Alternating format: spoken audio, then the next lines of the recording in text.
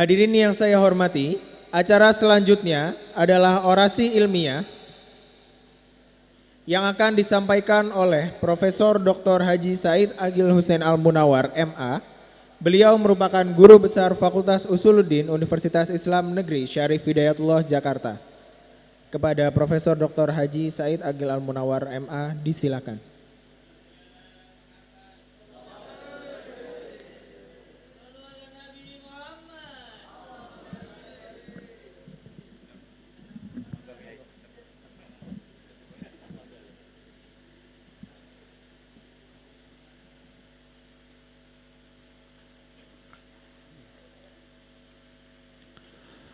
Assalamualaikum warahmatullahi wabarakatuh.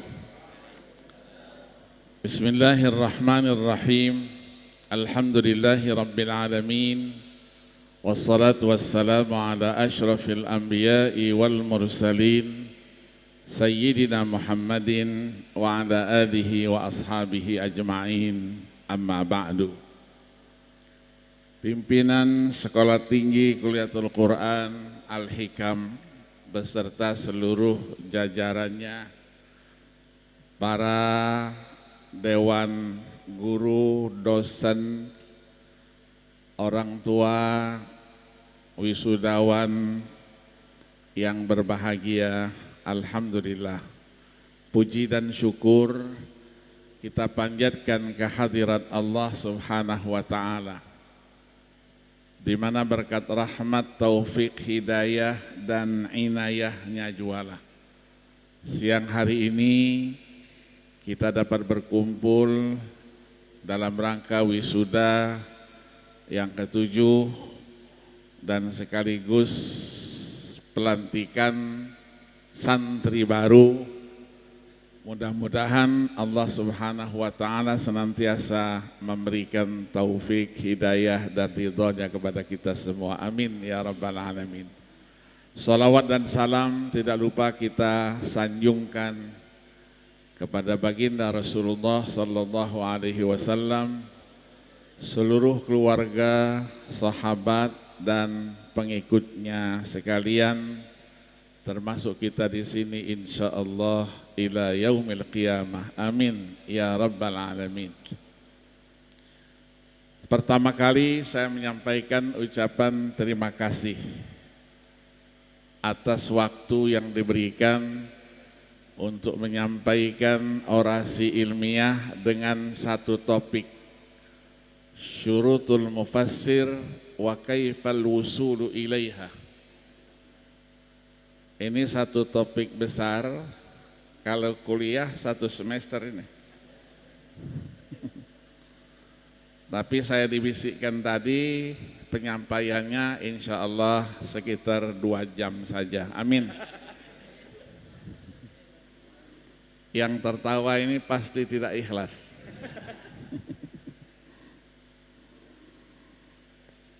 Berbicara Al-Quran bagi kita kaum muslimin adalah segalanya, karena Al-Quran adalah pedoman hidup dan kehidupan kita. Dengan berbagai redaksi, Al-Quran memperkenalkan jati dirinya kepada kita. Di satu sisi sebagai pedoman hidup dan kehidupan, di sisi lain Al-Quran mengandung isi yang sangat dalam, pesan yang sangat banyak. Untuk itulah Al-Quran menjelaskan jati dirinya. Ayat 109 dari surah Al-Kahfi yang ditafsirkan oleh ayat 27 dari surah Luqman. Qul law kanal bahru midadan li kalimati rabbi lanafidal bahru qabla an tanfada kalimatu rabbi walau ji'na bimithlihi madada walau annama fil ardi min syajaratin aqlamun wal bahru yamudduhu min ba'dihi sab'atu abhurim ma nafidat kalimatullah innallaha azizun hakim. Berangkat dari sini, banyak disiplin ilmu yang harus kita kuasai. Apabila kita ingin berdialog, berkomunikasi, ingin mengetahui isi dan kandungannya yang begitu luas, maka studi kita terhadap Al-Quran tidak disebut dengan ilmu Al-Quran, tapi disebut dengan ulumul Quran. Fakullu ilmin yastanidu ilaihi al-Quran wa yata'allaku bihi yusamma bi'ulumil Quran. Semua ilmu yang terkait, yang ada hubungannya dengan Al-Quran, maka disebutlah dengan ilmu Al-Quran. Ketika para ulama menjelaskan apa itu ulumul Quran, mereka semua tidak bisa menjelaskan secara rinci, tetapi menutup definisi yang disampaikan dengan wa ghairu dzalika mimma lahu alaqatun bil Quran. Wa ghairu dzalika, semuanya menyebutkan begitu, padahal yang disebutkan baru 5 atau 6 disiplin ilmu yang harus kita pelajari. Ilmun yubhatsu fihi kullu ma yata'allaqu bil Quran. Apa isinya? Jam'uhu, nuzuluhu, tartibuhu, al-makki wal madani, muhkamuhu wa mutasyabihuhu, nasikhuhu wa mansukhuhu wa ghairu dzalik, dan lain-lain. Padahal ilmu Al-Quran itu cabangnya ada 47 cabang menurut Imam Az-Zarkashi rahimahullah yang wafat 794 Hijriah, dan sudah menjadi 80 cabang pada masa Al-Imam As-Suyuti rahimahullah yang wafat 911 Hijriah. Maka dari itulah pada siang hari ini saya diminta untuk menjelaskan apakah semua orang bisa menafsirkan Al-Quran atau ada persyaratan-persyaratan yang harus dimiliki. Di samping persyaratan ada juga yang disebut dengan adabul mufassir, etika di dalam menafsirkan Al-Quran. Ketika berbicara syurutul mufassir, para ulama menyebutkannya paling tidak ada 15 persyaratan. 15, bukan 5 persyaratan, 15 persyaratan. Yang pertama disebutkan ayyakuna aliman bil hadits syarif riwayatan wa dirayatan. Dia harus menguasai ilmu hadis secara riwayah maupun secara dirayah. Riwayah yang berkaitan dengan tekstual hadis itu, dirayah dengan keilmuannya. Itu yang ditawarkan oleh Ibnul Akfani, Muhammad bin Ibrahim bin Sa'id As-Sinjari Al-Ansari, yang wafat 749 Hijriah, di dalam karyanya Irsyadul Qasid ila Asnal Maqasid. Jadi kita harus menguasai buku-buku atau jenis-jenis kitab hadis yang ragamnya. Ada yang disebut dengan Al-Jami'. Al-Jami' saja ada berapa jumlahnya? Yang dikenalkan kepada kita hanya 2 saja. Al-Jami' As-Sahih lil Imam Al-Bukhari dan Al-Jami' As-Sahih lil Imam Muslim. Padahal jami' yang lain ada Jami' Abdul Razzaq, ada Jami' Ibnu Uyainah, ada Jami' Ats-Tsauri, dan seterusnya. Yang kedua disebut dengan istilah sunan. Sunan adalah jenis kitab hadis yang disusun hadis-hadis Nabi dengan sistematika fikih. Jumlahnya pun banyak sekali. Kita kenal ada Sunan Ad-Darimi yang wafat 255 Hijriah, ada Sunan Ibnu Majah yang wafat 273 Hijriah, ada Sunan Abu Daud yang wafat 275 Hijriah, ada Sunan At-Tirmidzi 279 Hijriah, Sunan An-Nasai 303 Hijriah. Dilanjutkan dengan sunan yang lain yang jumlahnya 6 jilid, 7 jilid, itulah Sunan Ad-Daruqutni yang wafat 385 Hijriah dan ditutup dengan As-Sunanul Kubra oleh Al-Imam Al-Baihaqi, Abu Bakar Ali bin Husain Al-Baihaqi yang wafat 458 Hijriah sebesar 7 jilid. Sudah disebut 7 dan lain-lain. Kalau mahasiswa disebut 1 dan lain-lain. Saya selalu menguji mahasiswa, berikan contohnya masing-masing, berarti kan lebih dari 1. Disebutnya 1 dan lain-lain. Tapi sebagai dosen selalu husnuzon sama mahasiswanya. Dia mau nuliskan semuanya tapi waktunya enggak ada.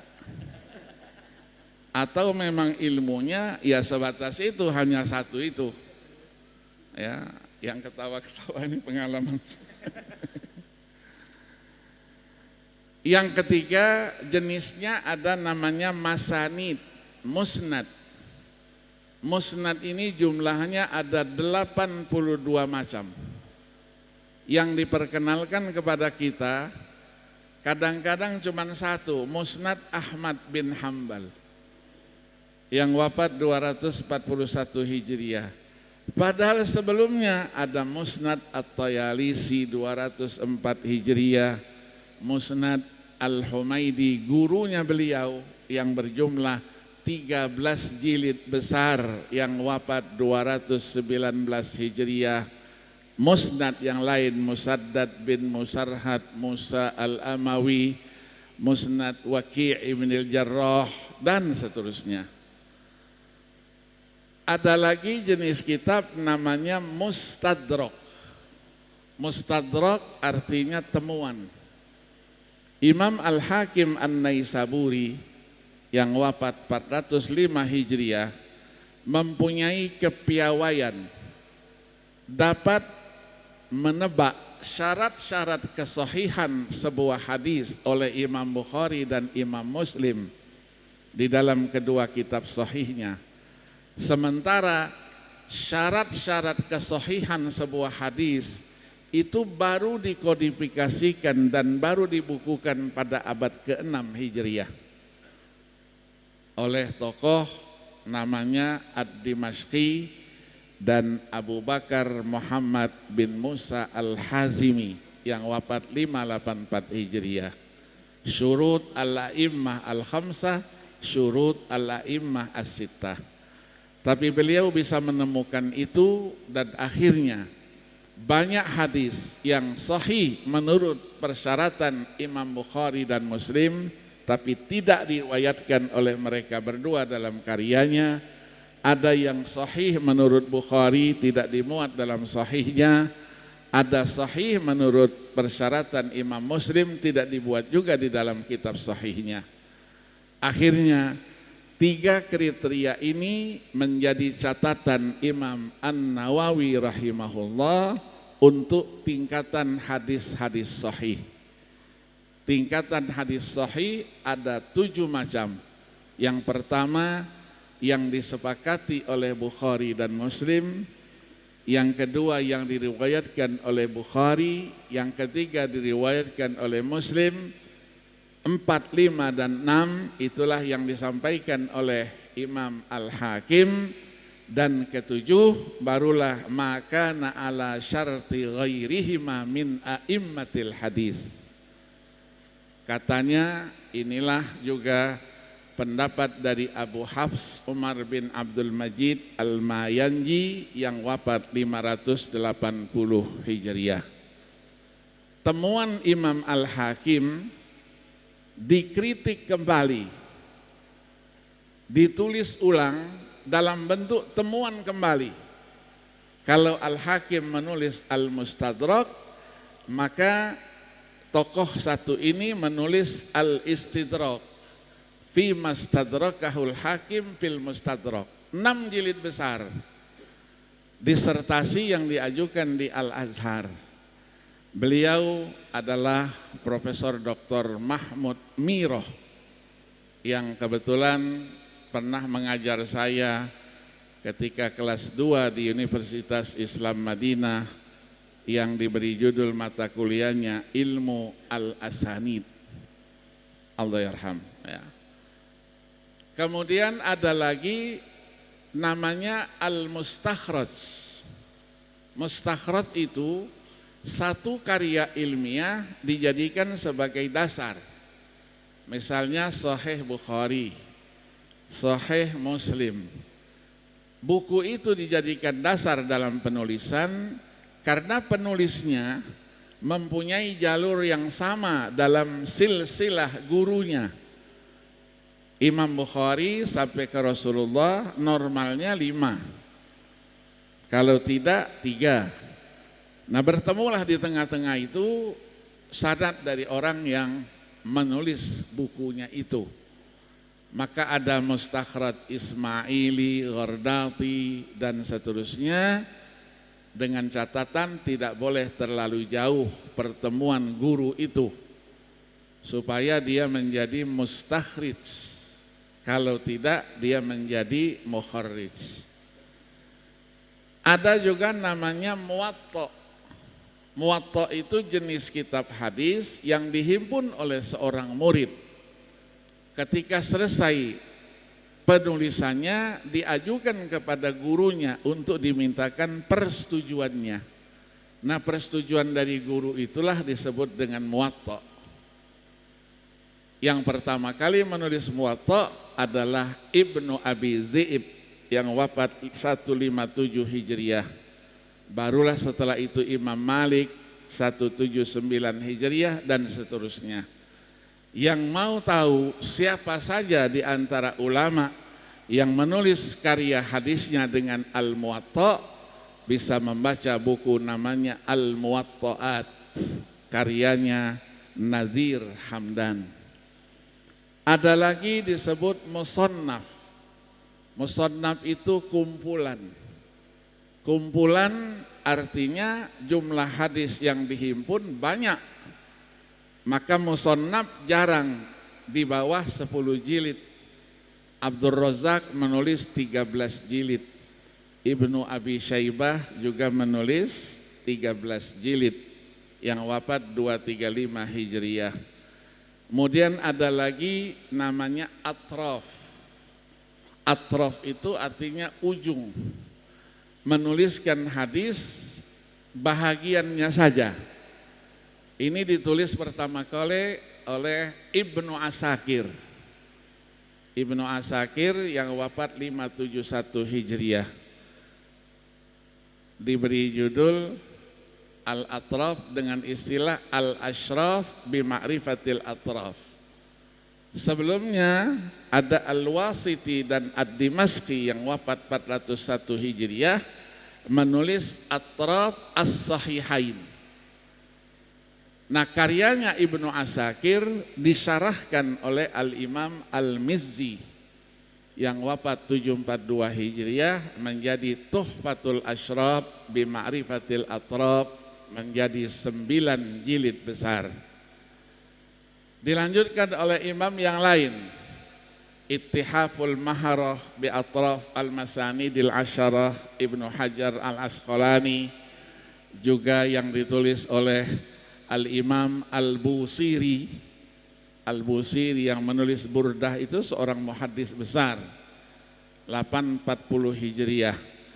Dan juga ada yang menulis untuk memberikan kemudahan, ada namanya Syekh Abdul Ghani An-Nabulsi yang wafat 1143 Hijriah dengan karyanya Zakhairul Mawarith fid Dilalati ala Mawadhi'il Hadis, 3 jilid besar. Ada lagi yang menulisnya dengan istilah al-ajza, bahagian saja. Ada juga yang menulis dengan az-zawaid, tambahan.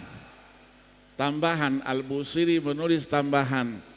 Kemudian Imam As-Suyuti juga menulis tambahan untuk Sunan Ibnu Majah, Az-Zujajah fi Zawaid Ibni Majah, dan seterusnya.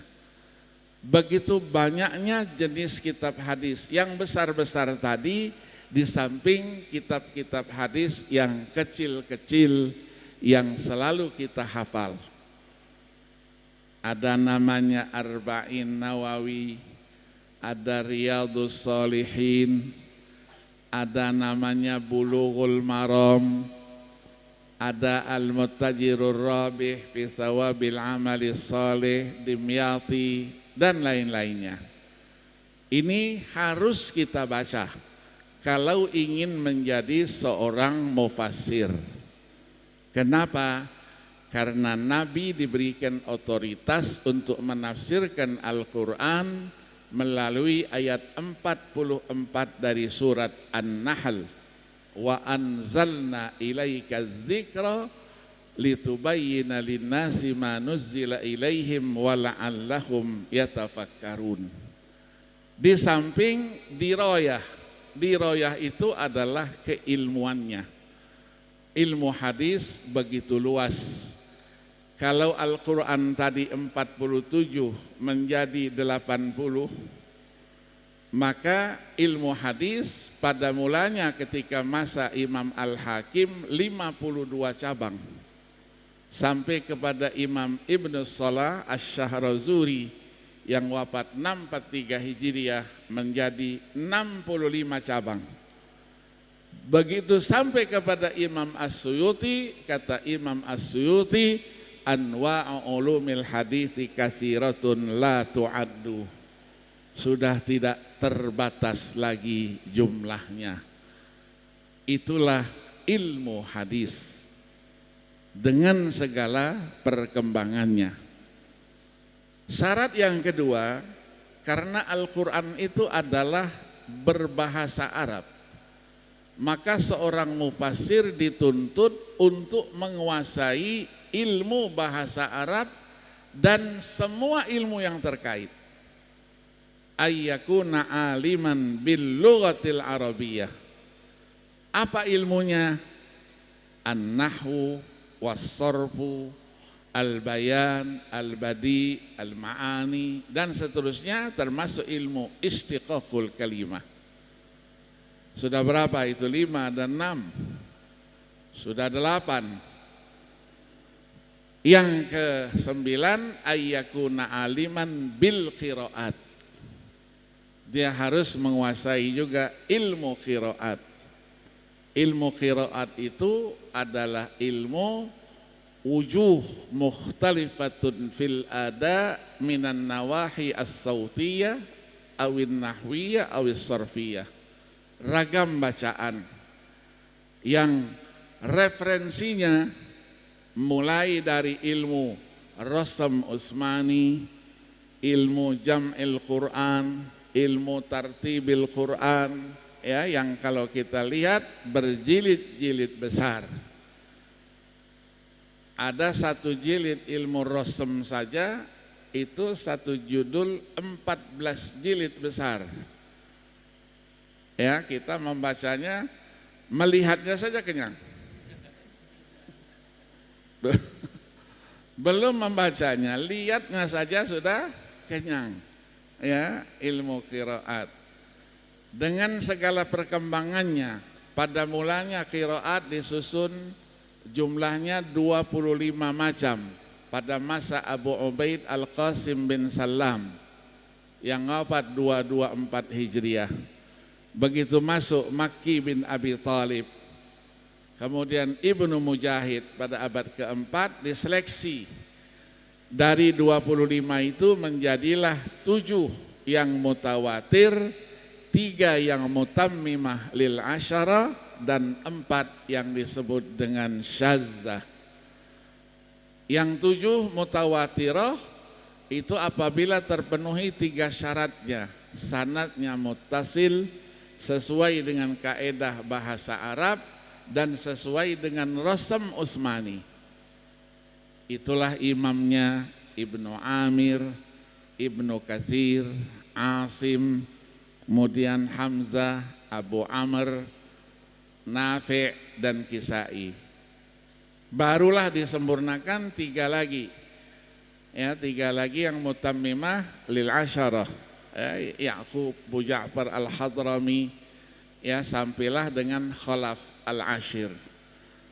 Yang 4 namanya syazzah. Syazzah ini tokohnya Al-Hasanul Basri 110 Hijriah, ada Ibnu Muhaisin, kemudian ada Al-A'mash Sulaiman bin Mahran 148 Hijriah, dan terakhir itu Yahya Ibnul Mubarak Al-Yazidi. Mau tidak mau kita harus pelajari qiraat kalau kita ingin bisa menafsirkan Al-Quran. Karena qiraat sangat berpengaruh dalam penafsiran Al-Quranul Karim.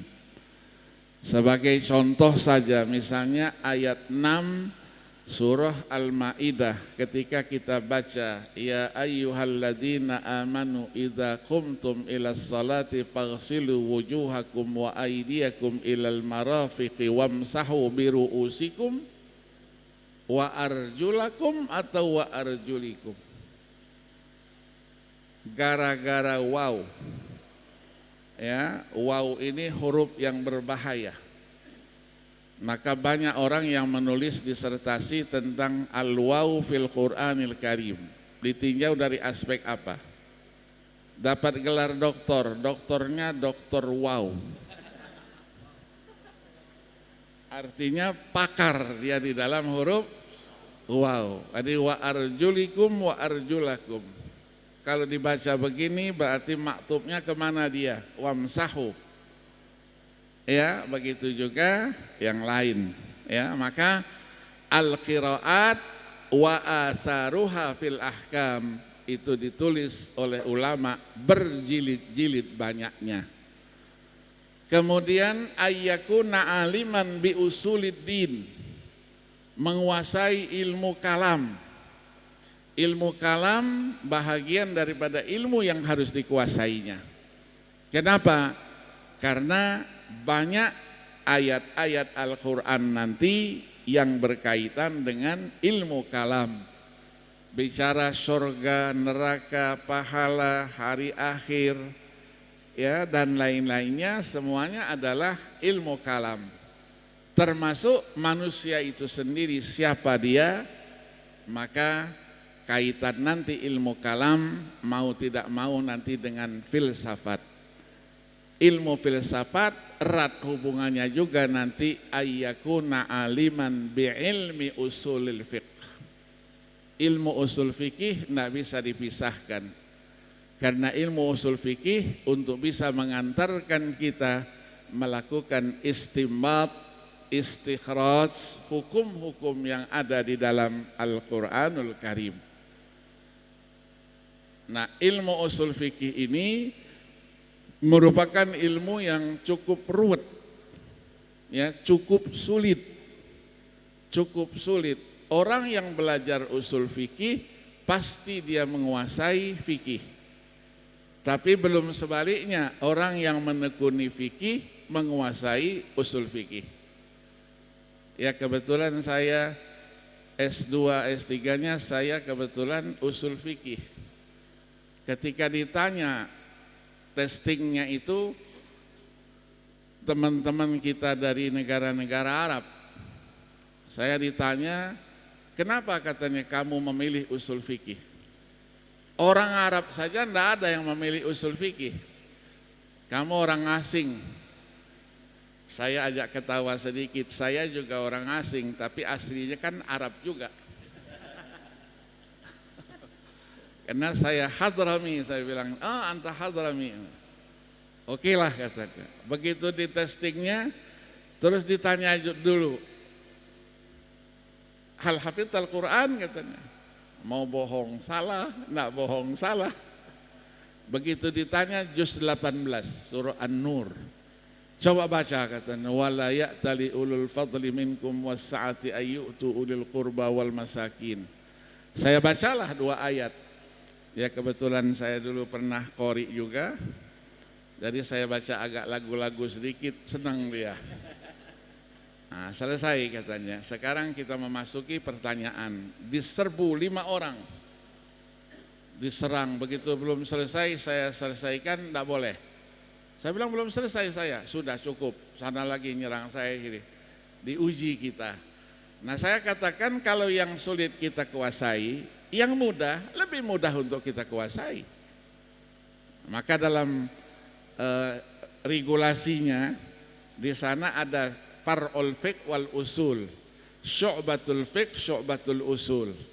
Kalau yang syu'batul usul seperti saya menulis tesis disertasi boleh menulis fikih.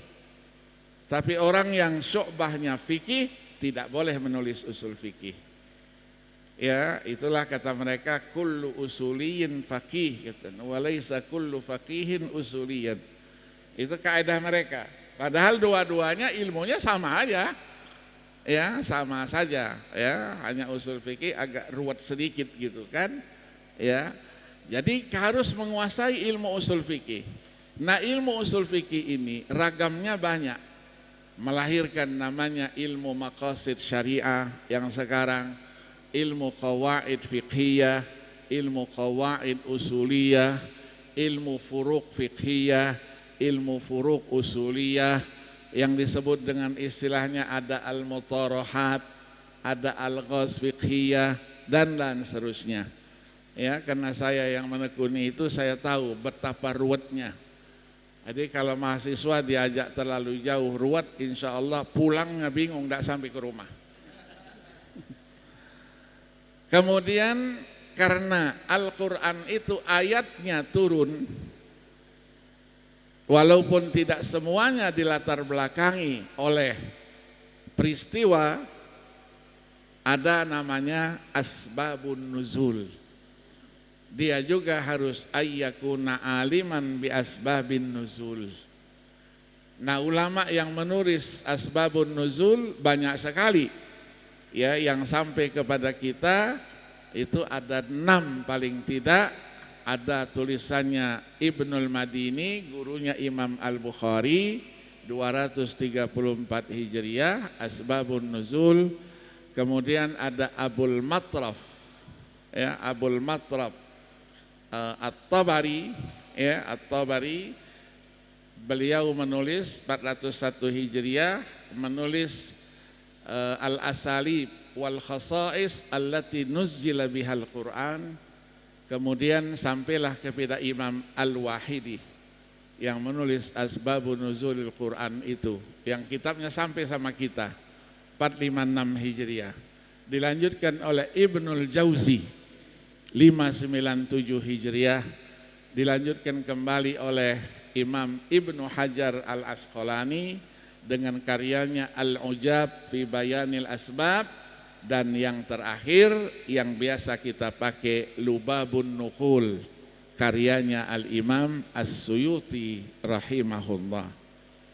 Di samping itu dia juga ayyakuna aliman, ya, aliman biqasasil Quran.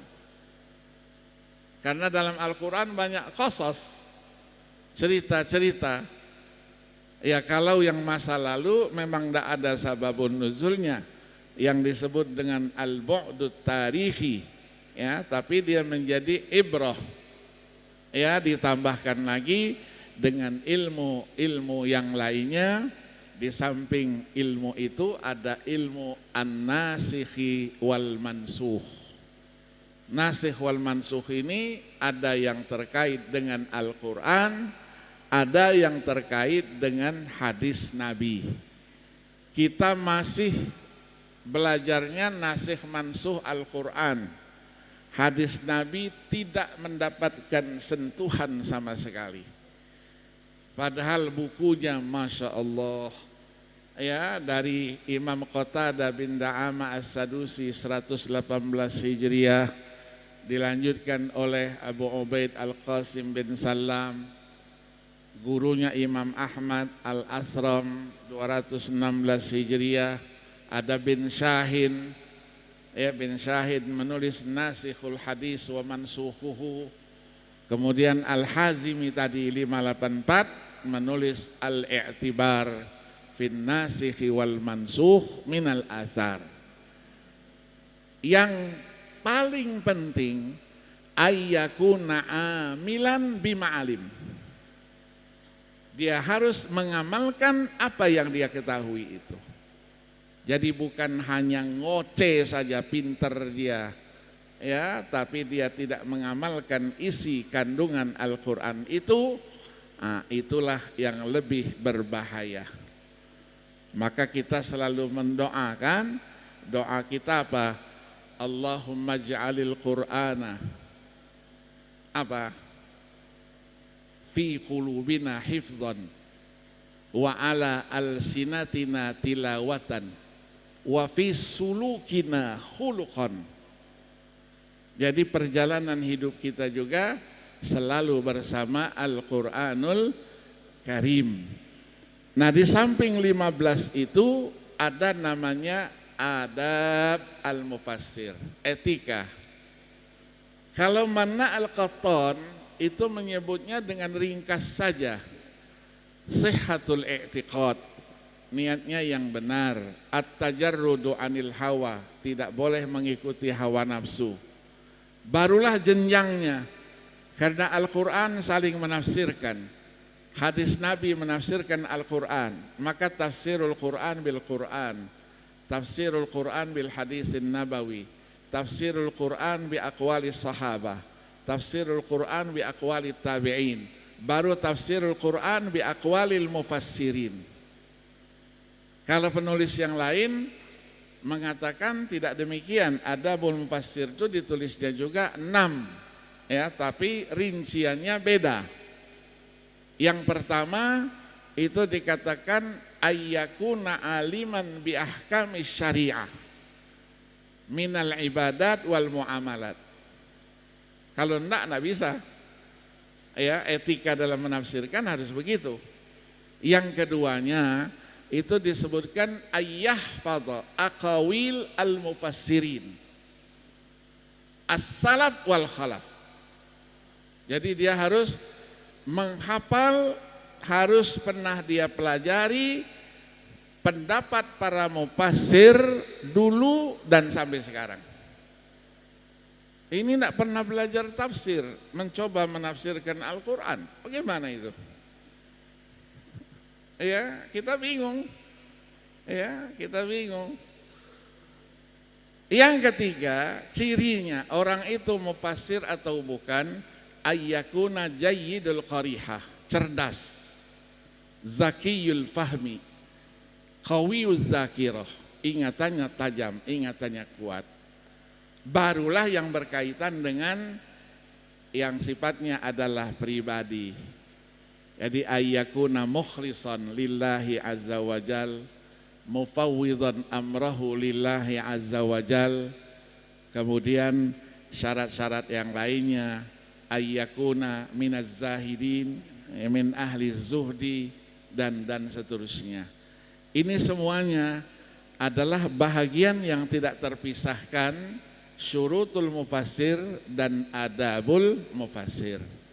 Nah, kita bisa rujuk di dalam buku-buku yang disebut dengan ulumul Quran. Jadi menjadi bahagian tersendiri, ya, karena syurutul mufassir itu harus dibarengi dengan ayyakuna aliman biqawaidit tafsir, kaedahnya. Nah, sekarang kaedah tafsir itu sudah menjadi ilmun mustaqil, ilmu qawaidit tafsir. Sudah dituliskan oleh ulama-ulama. Ada yang menuliskan Usulut Tafsir wa Qawaiduhu, Khalid Abdurrahman Al-Aq, 1 jilid.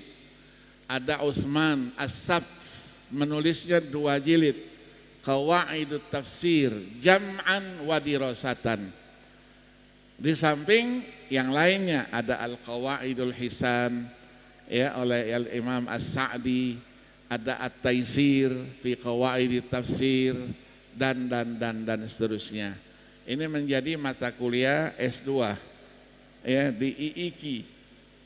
Ya, di IIKI. Menjadi mata kuliah di S2 IIKI. Ilmu Qawaid At-Tafsir. Ya, jadi banyak. Jadi ada qawaid usuliyah fiqhiyah, ini juga ada qawaid at-tafsir. Nah, kalau sudah masuk dalam qawaid at-tafsir, berarti kita harus menguasai ilmu yang terkait dengan penafsiran itu sendiri. Ada wujuhul mukhatabat, ada haqiqah majaz, ada kinayah sharih, ya, ada lagi yang disebut dengan yang terkait dengan semuanya itu, ada ibaratun nas, isyaratun nas, ya, dilalatul iqtida dan lain-lainnya. Jadi ini merupakan kewajiban kita sebagai seseorang yang menekuni studi ilmu Al-Quran. Jadi studi ilmu Al-Quran dipastikan tidak akan ada kata selesai sampai yang belajarnya selesai.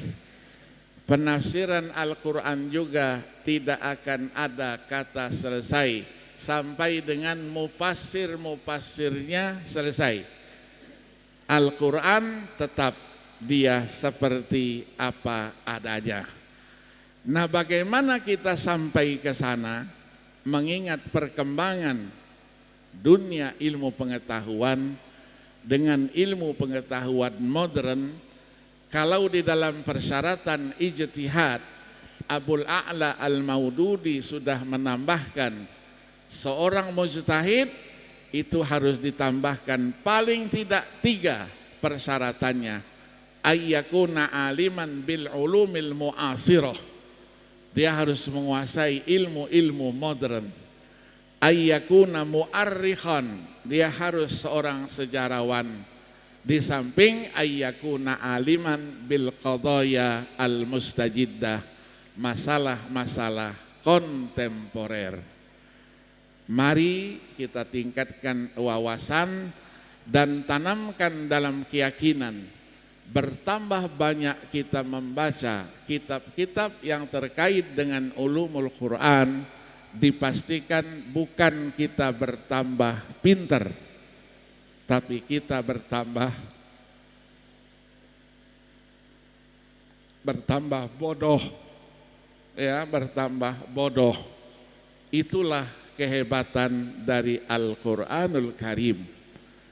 Tidak sekedar kita pelajari, tapi kita baca. Ketika kita membaca, berarti kita berkomunikasi dengan yang menurunkan Al-Quran itu sendiri. Man arada ayyatakallama ma'allah falyaqra'il Quran. Kalian adalah orang-orang yang diberikan oleh Allah keistimewaan menghafal Al-Quran. Seorang hafiz tidak boleh kurang 1 hari dari 3 juz sampai 5 juz. Kalau kurang dari 3 juz, tidak sampai juga 5 juz, berarti kita kurang ajar terhadap Al-Quranul Karim. Ini pesan saya. Pesan saya untuk diingatkan, di mana kita berada, kita bisa takrir Al-Quran, asal tidak di kamar mandi saja. Ya, kita ingatkan terus, ini berjalan terus, ya, sampai di mana, ya, walaupun kita tidak bisa mengikuti orang-orang dahulu yang bisa khotam 1 hari 1 malam 2 kali 30 juz, ya, bukan juz 30, ya, 2 kali 30 juz, bukan juz 30. Nah, inilah yang disebut dengan waktu bagi mereka itu berkah. waktu bagi mereka berkah. Semoga Allah Subhanahu wa taala juga memberikan keberkahan kepada kita. Mengingat sudah banyak yang lihat-lihat jam tangannya. Pak Arif ngasih tahu sama saya 3 jam, 2 jam. Tapi karena sudah ada lihat jam, saya punya jam juga begini bisa juga. Cuman masa ceramah lihat jamnya. Iya, tapi karena nama saya Akil. Akil itu artinya orang yang banyak akalnya. Orang Arab katakan al-aqil yakfihil isyarah. Orang yang banyak akalnya cukup dengan isyarat. Tidak perlu dikasih surat cinta, waktunya tidak perlu. Jadi saya sangat memaklumi itu semua dan mohon maaf atas segala kekurangannya. Terima kasih. Wallahul muwaffiq ila aqwamit thariq. Wassalamualaikum warahmatullahi wabarakatuh.